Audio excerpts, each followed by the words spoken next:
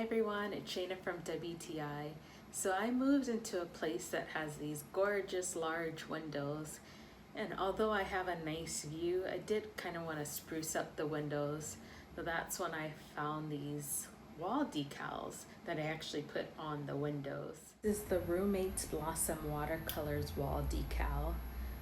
Originally I had it on a wall, but when I moved I was able to easily transport it by putting the same design on wax paper and rolling it up nicely, and it stuck right on the wall easily. It looks so good in the daytime or at night, especially on my windows. I do love the versatility of these decals.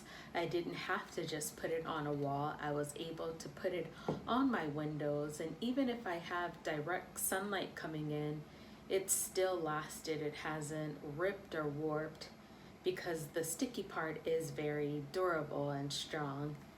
So I love that I'm always able to have flowers, even if they're not fresh, just as long as it's some kind of flowers. I have it in my house, and that's my point of view.